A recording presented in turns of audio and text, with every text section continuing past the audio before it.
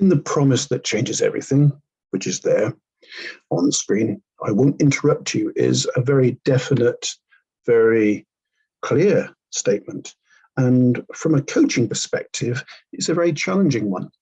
In the book, Nancy Kline saves her thoughts on coaching towards the end.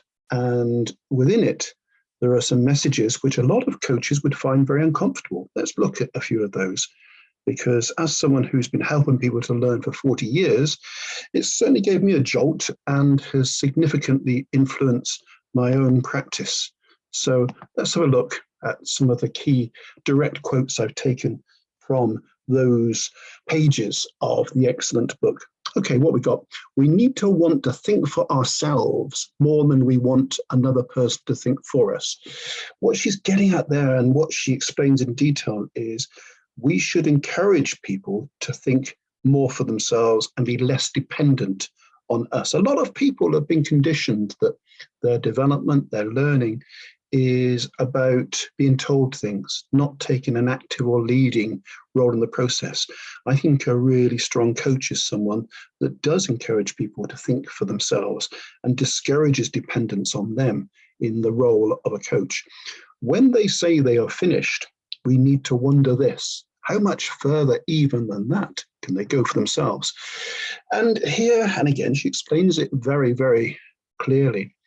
Here, when we think someone's finished talking, we don't just jump in. As a coach, we see that as a piece of unfinished business from the client. I never use the word coachee, and I'm pleased that Nancy Kline herself doesn't like the word.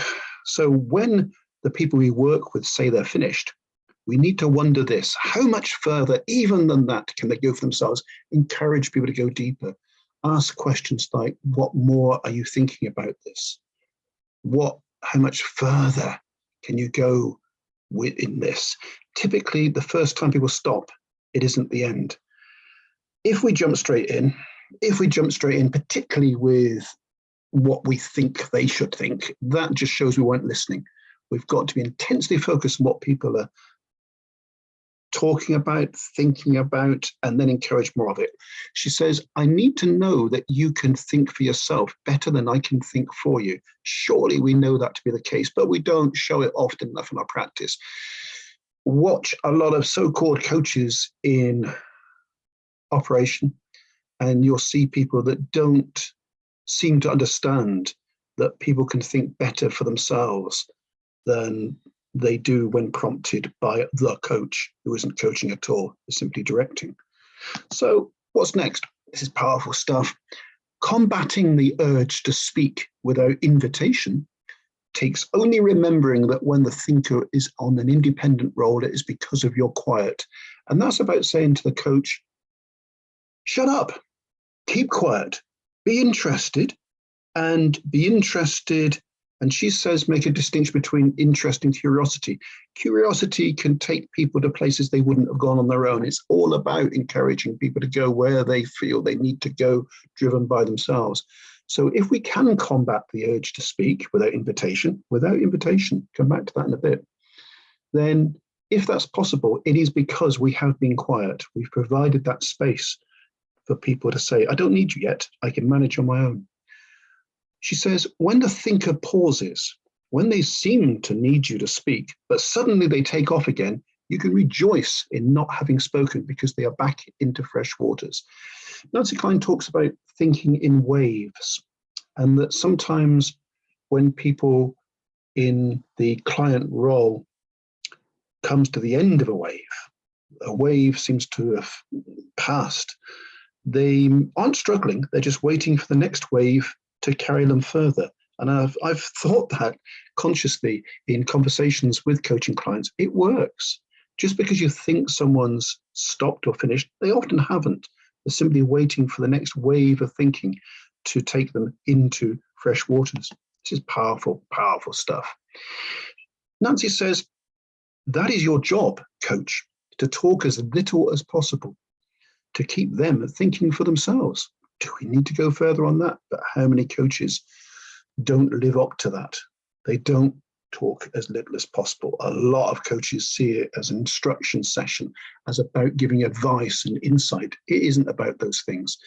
insight advice disrupts and distracts the client from thinking for themselves in waves and going where they need to, very often without our assistance, other than actively providing that space for them to do that within. Nancy Kline says, a person only says about 10% of what they are thinking, and any decision we make about what to offer them is missing 90% of their thoughts. Whew, don't ask me what the figures truly are. I don't think she'd stand by 10%. It could be 4, could be 1, could be a low number. But a lot more thinking takes place than speaking. We can't keep up with our thoughts.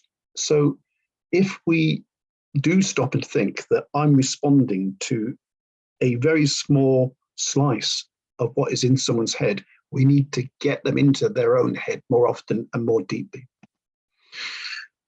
We cannot know for sure, Nancy Kline says, that what we are about to say will be of greater value than what they are about to think.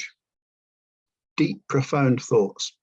We cannot say for no show, we cannot know for sure that what we are about to say will be of greater value than what they are about to think. It's arrogant for a coach to think that what they as a coach are about to say, because of their great wisdom and insight, has more value than the thinking that we should be allowing someone else to do, and which we stop happening by giving our thoughts ahead of when they're being asked for. We must change, she says, how we determine a session's value. A coaching session. How does a coach judge the success of a session? A lot of coaches would say, well, I gave them a lot of advice. I took them to somewhere they wouldn't have gone. Without me, they wouldn't have got there.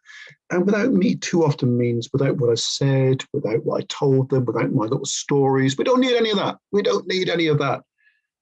If we change how we determine a session's value, it should be towards, did I give the space that no one else does?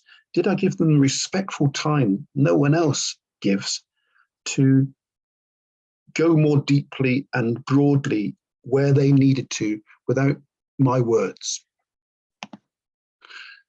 We need to tell our clients that they will be paying for our attention. All the rest is a bonus. That's a challenge, because clients, people we coach themselves, would very often be thinking to themselves, I expect this person to tell me things. I expect this person to give me insights from their wisdom and experience that I'm going to find useful. If we say to our clients, I'm being paid to give you attention, that for some people wouldn't be enough. And let's be straight, this isn't going to work in all instances and for all contexts. I think it's a very aspirational set of thoughts, and I think it will be some wonderful times to be had when they can happen, but sometimes they can't. Sometimes people want, in effect, instruction or directive conversations. And if that's what they want and what they need, I don't have a problem with saying, hey, let's do that. Alternatively, I could have done this. I could have offered you this way of working. The non-interrupt, invite me when you're ready form of coaching doesn't work in all instances, but it could work in a lot more than we think. Nancy Kline also says, we confirm that as a coach, we will not speak without invitation from the client. And as I've just said, that isn't always appropriate. It isn't always truly what is the best in a particular context. Some degree of direction, of input, of content could be appropriate rather than acting almost as a therapist. I think the principle should be talk as little as possible, give as much space as possible. So the thinker's request for your thinking when ready, says Nancy Kline, is not carte blanche for you to share everything about what they said, not even through questions. So in other words, you haven't just been waiting for them to finish before you then, at long last, get a chance to say what you were going to, if only you hadn't interrupted them. That isn't what it's about at all. And it's disrespectful to just jump straight in when genuinely, after many waves worth of working through, they're ready for some comment from the coach. That's disrespectful to say, oh, well, I've been sitting here thinking blah, blah, blah. It's more respectful to just keep pushing it back at them. What are your thoughts on what you just said? Where do you think this should go? The coach shouldn't just be totally passive and without any input. The input the coach should give should always be about encouraging the client to dig more deeply than they've gone already. Nancy Kline says it's a time for you only to address what they really want from you. And that's a big ask of coaches who judge their value as a coach from what they feel they should say instead of what they're being asked to say. So, towards the end of her briefish section on coaching, Nancy Kline says this form of non-interrupted, give input only when invited coaching, this changes everything. This gains everything. This loses nothing. You lose nothing from not doing the input, from not telling the stories, from not disrupting the thinking. You lose nothing by not doing that. It is true. It does change everything. It turns the whole thing around for a lot of people. It does gain everything. It gains all the value that comes from being truly client-focused. You lose nothing. You lose nothing at all, because what you're losing is a load of fluff and padding that didn't really add very much at all. These are challenging thoughts, and I hope they're of interest and value. My 2 websites have rather more on the thinking environment, coaching, whatever, loads of free downloads. My podcast is out there with more material on this. So too my YouTube channel. This is an area of strong interest to me.